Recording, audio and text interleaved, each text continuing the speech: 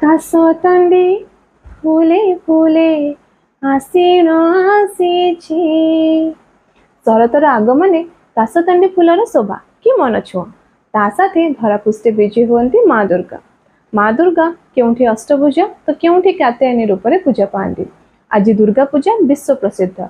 समस्त जानते कि दुर्गा पूजा कहीं पालन करा जाए। तो आपण मैंने जानते कि दुर्गा पूजा केबे आरंभ होइतिला और किए एहाको कहीं पालन करथिले।